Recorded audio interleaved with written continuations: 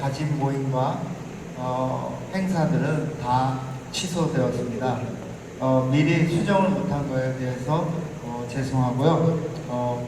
그 후에 저희들이 갑자기 임시당회를 가져서 사역장, 사역인터등에도 보고가 안 됐기 때문에 지금 들으시는 이 당회의 결정은 우리 모두에게 생소할 것입니다. 다들 알다시피 요즘 세계의 악재로 말이 아닙니다. 브라질 또한 엊그제 3월 13일 코로나 바이러스 확산을 막기 위해 상파울시 정부가 공식적으로 각종의 모임들을 취소하거나 잠깐 정지하고 중지하는 방안, 그리고 학교들의 휴학을 제시했기 때문에 우리 동양성격교회에서도 믿음으로, 사랑으로 현실에 맞는 최선의 방법을 모아 고려하고 자세하게 조사해 결의에 공고합니다. 내 생각과 마음에 일치한 뜻이 아니더라도 이웃을 배려하고 섬기는 마음으로 들어주시고 행동으로 참여해 주시기를 바랍니다. 본 교회는 주일 예배, 수요 예배, 새벽 예배와 주일 학교는 그대로 진행하기로 했습니다. 그 외 바오사모, 모교, 거림, 노숙자 예배, 실버 예배, 노년층의 건강을 고려해서고요. 아가페 예배, 장애인들은 특히 면역이 약하기 때문에 특별한 보호가 필요합니다. 그리고 식사 제공은 많은 분들에게 접촉이 쉬운 공간이므로 당분간 쉬기로 했습니다. 토요 동양 한글학교 모든 학교들이 휴학을 하므로 동참하기로 했습니다. 각종 소그룹 모임은 주일 중보기도, 큐티, 목장, 신생아부 모임 등 폐쇄된 공간을 사용함에 문제가 있음을 고려해서 중단하기로 했습니다. 교회 공간을 외부 단체들에게 빌려주고 사용을 했던 것을 모두 중단합니다. 기타 모든 행사는 한 주 동안 중단하기로 결정했습니다. 이 모든 상황에서 승리하시는 여러분 되시고 주 안에서 건강하시고 평강을 누리시기를 원하고 바랍니다. 그리고 오늘 식사는 제공을 하고 있습니다. 네, 이상입니다. 감사합니다. 네, 좋은 아침입니다. 오늘의 말씀은 출애굽기 40장 34절에서 38절 말씀입니다. 다 같이 합독하시겠습니다. 구름이 희망에 덮이고 여호와의 영광이 성막에 충만하매 모세가 희망에 들어갈 수 없었으니 이는 구름이 희망 위에 덮이고 여호와의 영광이 성막에 충만함이었으며 구름이 성막 위에 떠오를 때에는 이스라엘 자손이 그 모든 행진하는 길에 앞으로 나아갔고 구름이 떠오르지 않을 때에는 떠오르는 날까지 나아가지 아니하였으며 낮에는 여호와의 구름이 성막 위에 있고 밤에는 불이 그 구름 가운데에 있음을 이스라엘의 온 족속이 그 모든 행진하는 길에서 그들의 눈을 보았더라. 아멘. 예, 우리는 참 예배를 많이 드립니다. 그리고 그 시간을 통해서 하나님께 영광을 돌리는 게 목적입니다. 그런데 생각만큼 우리가 가끔씩 놀랄 때가 있습니다. 하나님의 이름을 망령되이 일컫지 말라라고 하셨는데 하나님의 이름이 제일 많이 망령되이 일컫는 시간이 언제일까요? 술을 먹은 사람이 지금 교회 앞을 지나가 예수가 어딨어? 예수가 있으면 나오라고 그래. 그럴 때 망령되이 일컬어지는 건가요? 아니면 오늘 젊은 아이들이 말만 하면 메오데우스, 오마이갓 이런 식의 표현을 쓴다고 해서 하나님의 이름이 망령되이 일컬어지는 걸까요? 물론 다 망령되이 일컫는 것입니다. 그런데 어떤 의미에서 하나님의 이름이 제일 많이 망령되이 일컬어지는 시간은 우리가 찬양하고 기도하는 시간입니다. 말씀 전하고 예배 시간이 하나님의 이름이 가장 망령되이 일컬어지는 시간이 될 수 있다는 것입니다. 찬양을 하면서도 우리가 헷갈릴 때가 있습니다. 악으로 골자 빈들에도 복음을 들고 미쳤다고 가오리까? 속으로 그렇게 생각하면서 찬양은 알고 골자 빈들에도 복음 들고 가오리다 라고 부를 때가 있지 않습니까? 그리고 우리 마음속에 오직 주만이 하지만 오직 주만이 절대 아닙니다. 그냥 가끔 주님도입니다. 그런데 우리는 오직 주만이 하고 찬양을 부를 때가 많다는 것입니다.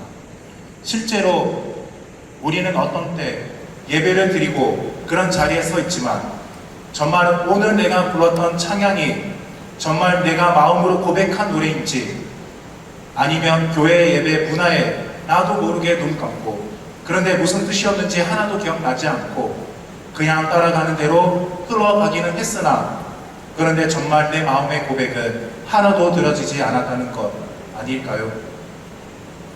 기도를 하면서도 놀랍게 기도를 합니다. 하나님께서 이 기도를 응답하지 않을 것이다 라는 분명한 믿음을 가지고 기도할 때가 많습니다. 그렇지 않습니까? 많은 경우에 분명한 소망을 가지고 있으면서도 믿음이 없는 게 아닙니다. 믿음이 있는데 그 믿음이 절대 기도가 응답받지 않을 거라는 믿음을 가지고 기도하는 분들도 가끔씩 있습니다. 그래서 종교개혁 시대 때는 하도 형식적인 기도가 많아서 기도에 관해 그 풍자만이 있었습니다. 어떤 신부님이 예배를 인도할 때마다 우리의 기도를 응답하시는 주님 했는데 그날 정말 주님이 응답을 하셨답니다. 그래서 우리의 기도를 응답하시는 주님, 그래서 주님이 왜 하시더니 너무 놀라갖고 심장마비로 돌아가셨답니다. 이러한 웃긴 이야기가 있을 정도였습니다. 찬양만 그런 것이 아니고 기도만 그런 것이 아닙니다. 설교도 그렇습니다. 때로 설교하는 목사님도 엄청난 믿음을 가지고 설교를 합니다. 내가 이분들에게 10년 동안 설교를 했다. 변하는 사람은 본 적이 없다. 오늘도 마찬가지일 것이다. 분명한 믿음을 가지고 설교를 합니다. 물론 듣는 성도들도 그렇습니다. 믿음을 가지고 설교를 듣습니다. 내가 저 목사님의 설교를 10년을 들었다. 아무 일도 없었다. 오늘도 마찬가지일 것이다. 하는 분명한 믿음으로 예배를 드립니다. 그러니까 믿음대로 되는 것이죠. 우리가 이런 믿음을 가지고 있다면 이건 사실 믿음이 아니라 믿음 없는 거죠. 어떻게 하나님께서 우리의 삶에 역사를 하실 수 있겠습니까? 그만큼 우리가 때로는 정말 믿음 없이 정말 하나님의 이름이 망령되이 이끌어지는 시간이 놀랍게도 예배 시간이 될 수 있다는 것입니다.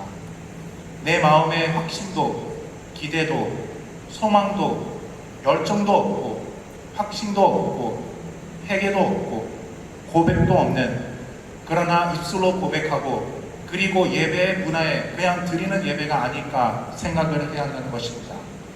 이렇게 드려지는 예배는 사실은 하나님의 이름을 더 망령되이 일컬어지는 것입니다. 그래서 하나님은 이스라엘에게 말씀하셨습니다. 천천의 수양이냐 만만의 강수 같은 기름을 드린다고 주님께서 기뻐하시겠습니까? 라고 미가서에서는 기록하고 있습니다. 예배 양과 질이 부족해서가 아닙니다.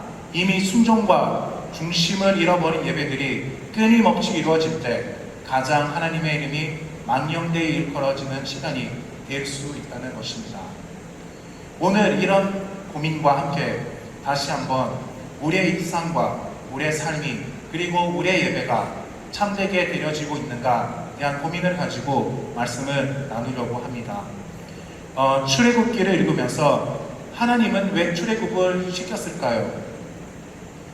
이스라엘 나라를 만들어 주는 것이기도 하고 이스라엘에게 구원을 주기 위해서이기도 하고 그리고 이렇게 우리는 알고 있습니다. 그리고 출애굽기에서 제일 중요한 사건이 무엇입니까? 출애굽 얘기를 하면 어떤 이미지가 떠오릅니까? 10가지 재앙의 사건, 아니면 홍해 바다 갈라지는 사건, 이게 제일 유명하죠. 아니면 하나님이 십계명을 주시는 사건, 그리고 광야에서 만나와 메추라기로 먹이신 사건, 이러한 사건들을 우리 머릿속에 이미지가 떠오르게 됩니다. 그러나 그런 것들이 정말 출애굽기에서 가장 중요한 목적이 될까요? 사실은 출애굽기에서 우리에게 가장 중요한 것을 하나로 뽑으라고 하면 그것은 예배라고 정리하고 싶습니다. 이게 무슨 말일까요? 출애굽기의 시작과 출애굽기의 끝이 다 예배입니다. 출애굽기가 시작할 때 어떻게 시작합니까? 하나님이 모세를 찾아와서 내 백성을 가게 하라. 이 메시지 나오는 그 자리에 하나님이 무엇을 말씀을 하시고 계십니까? 오늘 출애굽기 3장 18절을 보시면 이렇게 기록하고 있습니다. 다 같이 함께 읽겠습니다. 그들이 내 말을 들으리니 너는 그들의 장로들과 함께 일곱 왕에게 이르기를 히브리 사람의 하나님 여호와께서 우리에게 임하였은즉 우리가 우리 하나님 여호와께 제사를 드리려 하오니 사흘같은 광야로 가도록 허락하소서 하라. 예, 여호와 하나님이 내 백성을 가게 하라는 요청을 할 때 뭐가 들어있습니까? 그 이유가 무엇입니까? 우리 하나님 여호와께 제사를 드리려 하오니입니다. 출애굽기 시작은 우리가 예배자로서의 삶을 회복하겠다는 것입니다. 우리의 삶의 예배에 돌 제단이 세워지고 여호와의 이름을 부르는 것이 출애굽기의 시작이었습니다. 구원의 출발은 예배의 회복 때문이었습니다.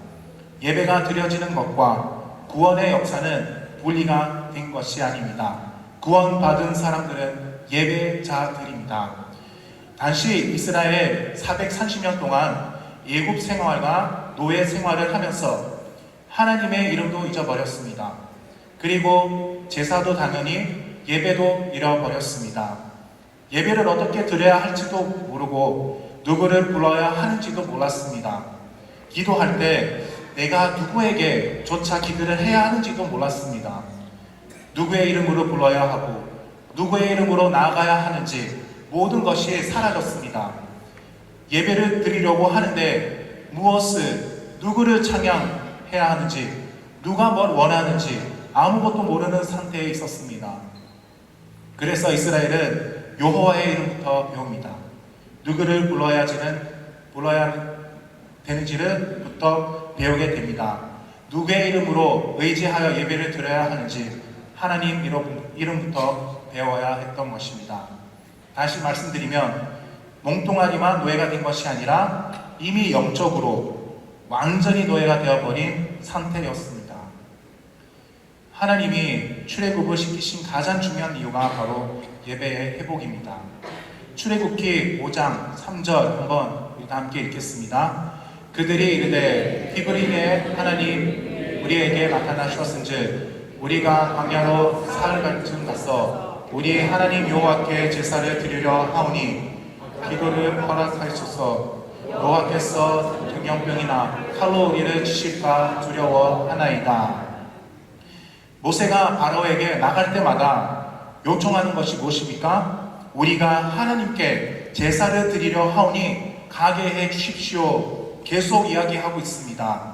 10가지 재앙을 보셔도 애굽에서 그 10 재앙이 일어날 때마다 그때마다 모세가 가서 뭐라고 말합니까? 이제 우리 예배 드리게 하소서. 제사 드리게 가게 해달라고 모세를 늘 요청을 하고 있습니다. 그리고 난 다음에 나중에 바로가 답답하니까 이렇게 얘기를 합니다. 8장 28절입니다. 다 함께 읽겠습니다. 바로가 이르되 내가 너희를 보내리니 너희가 너희의 하나님 여호와께 광야에서 제사를 드릴 것이나 너무 멀리 가지는 말라. 그런즉 너희는 나를 위하여 간구하라. 나중에 바로도 마음이 계속 왔다 갔다 하기는 하지만요, 그때마다 허락할 때마다 뭐라고 말하고 있습니까? 내가 너의 하나님께 제사 지낼 수 있도록 해줄게 라고 답을 줍니다. 결국 출애굽기 가장 중요한 핵심 포커스는 제사를 드리게 해달라는 것입니다. 이게 과정이죠. 그런데 이제 10번째 재앙이 왔을 때도 이스라엘을 보내면서 출애굽기 12장 31절 함께 읽겠습니다. 밤에 바로가 모세와 아론을 불러서 이르되 너희와 이스라엘 자손은 내 백성 가운데서 떠나 너희의 말대로 가서 여호와를 섬기며라는 말이 여기서 예배하며입니다. 10번째 재앙이 일어난 다음에도 결국에는 무엇을 말하고 있습니까? 예배 드리러 가라. 너의 여호와를 섬기러 가라. 출애굽기에서 시작과 과정 그리고 마지막 떠나는 배경도 다 어디에 있습니까? 너희가 예배하게 하라. 너희들을 하여금 제사드리게 하겠다는 것입니다. 출애굽은 우상을 섬길 것인가 하나님을 예배할 것인가의 영적인 예배의 싸움입니다. 예배를 막으려 하는 자와 그리고 예배를 드리고자 하는 그 자의 싸움이었다는 것입니다. 그리고 예배를 막으려고 한 자는 결국에는 예배를 허용함으로써 끝이 나는 것입니다. 10가지 재앙 뭐하고 똑같습니까? 하나님의 초자연적 능력을 과시하는 어떤 기적의 사역을 보여주시는 것이 목적이 아닙니다. 그 10재앙은 무엇과 관련되어 있습니까? 애굽의 신들입니다. 우상과 관련되어 있습니다. 어떤 의미에서 하나님의 자기 과시가 아니라 우상을 차례로 무너뜨리면서 너희들이 지금까지 하늘처럼 떠받들고 살아왔던 것, 너희들이 지금까지 예배와 경배의 대상으로 생각해왔던 것들이 결코 예배와 경배의 대상이 아니라는 것을 10가지 재앙을 통해서 보여주신 것입니다. 이 10가지 재앙을 통해 그들의 신들이 아무도 그들을 보호하지 못하는 것을 보여주고 있었습니다.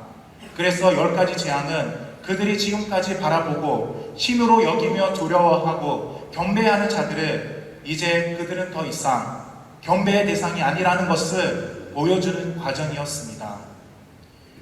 이것이 다 어떤 과정이죠? 내가 누구를 경배하고 내가 누구를 높여야 하는가, 그것을 바꿔놓는 일이었습니다.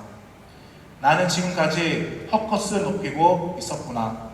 아무것도 아닌 것들을 두려워하고 있었구나. 저것들은 신이 아니었구나. 그것이 발견하는 것이 예배 회복의 출발입니다. 지금 저와 여러분 안에 이 출애굽기가 일어나고 있습니까?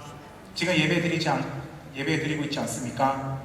세상 나와서 교회 나왔다, 예배 드렸다, 이것만이 다가 아닙니다.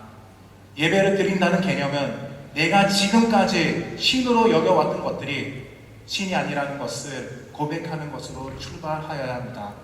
우리의 구원자를 바라보라는 것입니다. 그런데 안타까운 것은 여전히 세상 신들을 하늘로 떠받들고 살면서 교회를 다니는 것입니다. 예전에 이런 경험을 했습니다. 재정대에서 이제 배우려고 이제 수업을 하나 했습니다. 그래서 돈이 필요한 이유 제목에 이제 적으라고 교수님이 얘기를 하시더라고요. 그래서 돈은 미래를 향한 안정감을 준다. 맞죠? 돈은 문제가 발생했을 때 상황을 바꾸는 능력이 있다. 그렇기도 하죠. 돈이 나를 행복하게 살게 해준다. 다 적었어요. 돈이 필요한 이유 제목으로. 그래서 교수님이 그러더라고요. 이제 돈을 싹 지우고 하나님을 돈으로 바꿔놓고 읽어보십시오. 그렇게 읽어보니 다 읽어지더라고요. 그래서 충격을 받았습니다. 돈하고 하나님하고 뭐가 다릅니까? 별로 안 다른다는 게 제 삶에 발견했다는 것입니다. 이 말씀을 드리는 이유는 예배는 결국 무엇을 말하고 있냐면 내가 지난 440년 동안 신도로 여기며 살아온 것들이 우상에 불과했다는 것을 고백하는 것이 예배의 출발입니다. 그런데 이게 쉽지가 않습니다.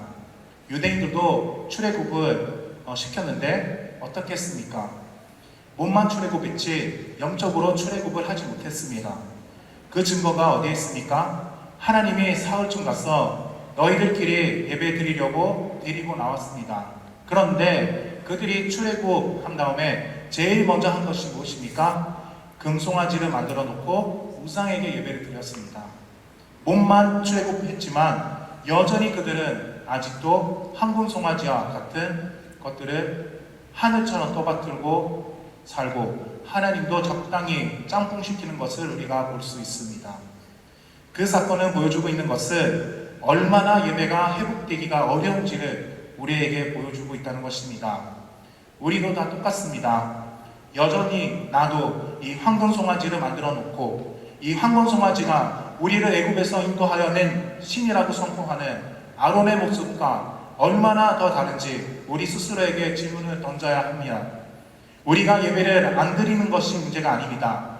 그 예배를 드렸는데 여전히 세상 신이 나를 애굽에서 구해낸 신이라고 보고 있는 우리의 마음이 여전히 존재할 수 있다는 것을 우리가 고백하지 않을 수가 없다는 것입니다. 그래서 진실로 우리에게 물어야 됩니다. 내가 예배하는 그분이 유대인들이 노래 불렀던 그 황금송아지와 정말 다른 것이 무엇일까?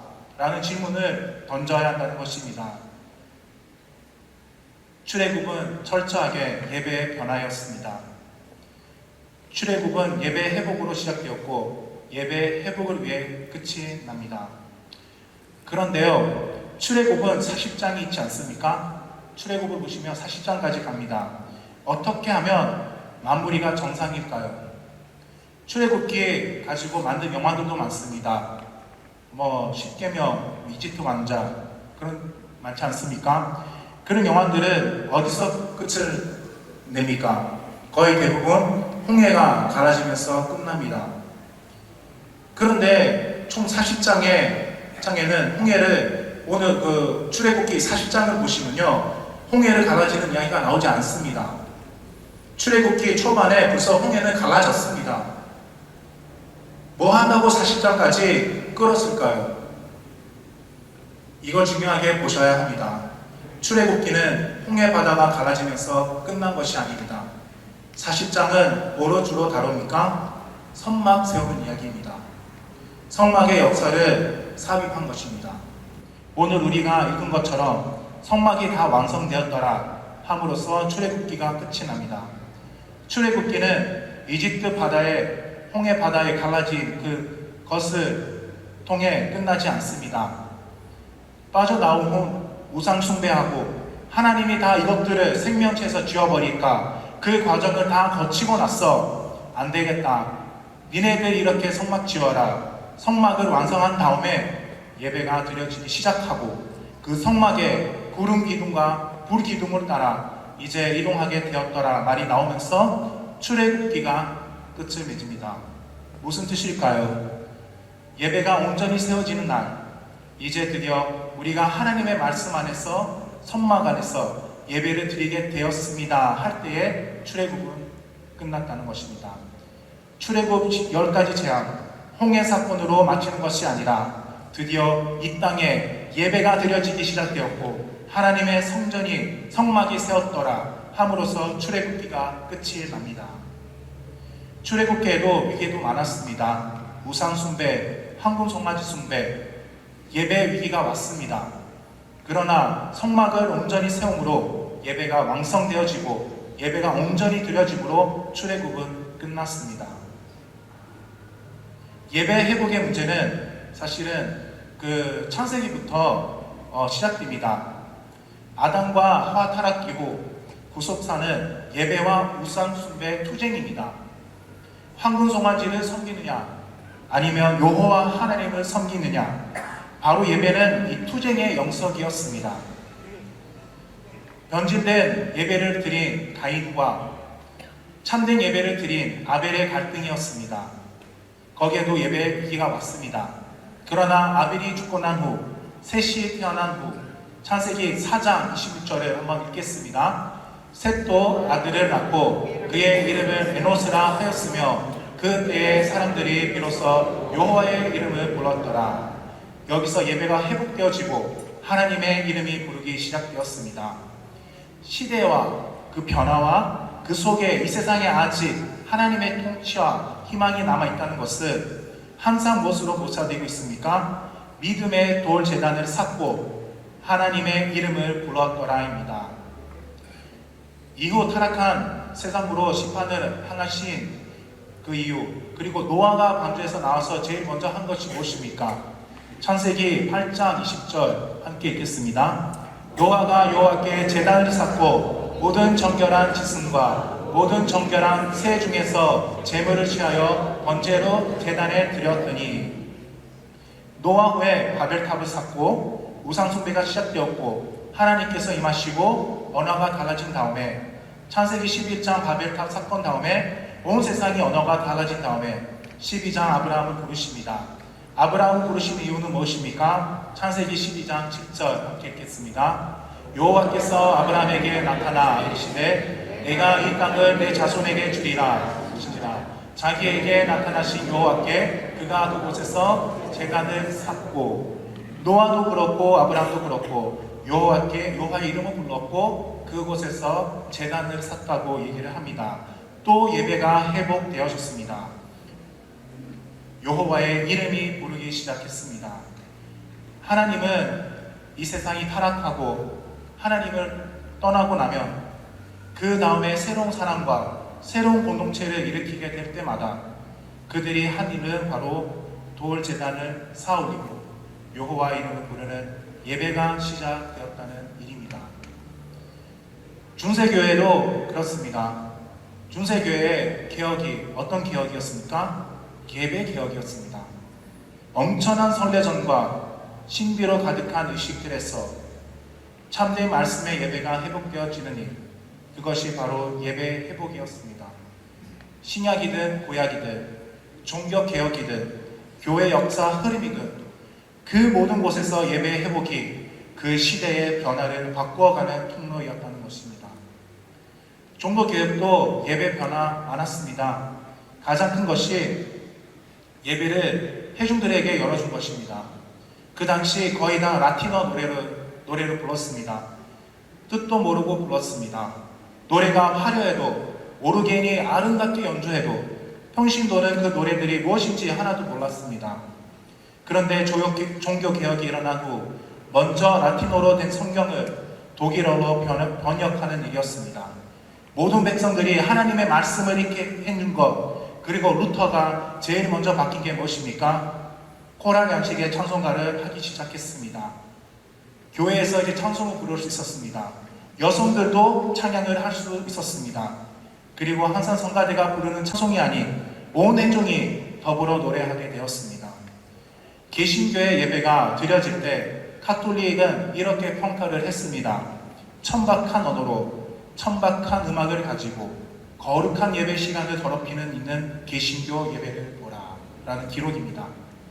그렇지만 거기에 계신 성도님들은 그 자리에서 눈물을 흘리며 하나님을 만났습니다. 예배 회복을 위해서 우리를 출애굽을 시키셨고 출애굽의 왕성은 예배의 회복으로 통해 일어났습니다. 그러므로 구원의 왕성이 재림의 날에 뭐가 기다리고 있습니까? 바로 보좌에 계신, 우리가 계시록에 보면 보좌에 계신 그 분을 보여주시는 것입니다. 보좌에 계신 어린 양께 찬송과 존귀와 영광과 능력을 세세토록 돌릴지어다. 모든 백성들이 보좌의 앞에 모여 어린 양의 보좌를 찬양할 수밖에 없을 것입니다. 예배로 마감합니다.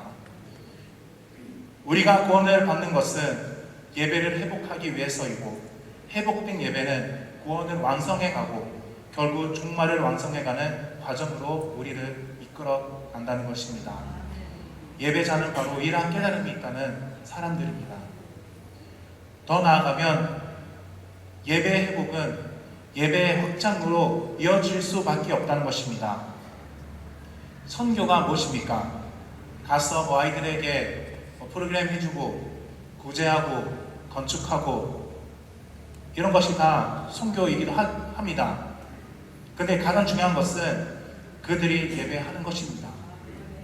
예배자들의 목적은 이 아름다운 예배가 모든 민족과 열방들마다 일어나게 하는 일입니다. 그들에게 가서 예배하게 만드는 것입니다. 그래서 예배와 순교는 쌍둥이처럼 여겨집니다. 우리가 선교하는데 예배를 드리지 않는다면 이것은 틀린 것입니다. 예배가 있어야 선교가 있다는 것입니다. 예배의 목적은 이 예배가 확장되는 것이고, 선교하신 분들의 목적은 그들로 하여금 예배하는 것입니다. 예배는 선교할 수밖에 없고, 선교는 예배 드릴 수밖에 없다는 것입니다. 이 둘은 분리될 수 없습니다. 그래서 출애굽에서 예배를 말한 뒤 무엇을 말하고 있습니까? 출애굽기 19장 6절 한번 읽겠습니다. 너희가 내게 대하여 제사장 나라가 되며 거룩한 백성이 되리라. 너는 이 말을 이스라엘 자손에게 전할지니라. 우리가 제사장 나라 된다는 것은 모든 민족들로부터 하여금 예배 드리게 하는 것, 그게 바로 선교의 사명입니다. 참된 예배자가 되는 것이 참된 선교적 삶을 살아가는 것입니다. 참된 선교적 삶을 살아가는 것이 결국에는 예배가 회복되는 것입니다. 선교가 무엇입니까? 그 땅에서 믿음의 제단을 쌓고 여호와의 이름을 부르는 일입니다. 하나님이 이스라엘을 선택한 이유는 이스라엘을 구원하고 다른 민족들을 유기시키는 것이 아니었습니다. 하나님의 구원자 선택은 선교적 소명으로 이어져 가는 것을 바라봅니다. 예배는 내가 참 하나님을 만난 감격을 모든 사람에게 알게 하는 것이고, 선교는 그 모든 사람에게 가서 그들로 하여금 예배자가 되게 하는 일입니다.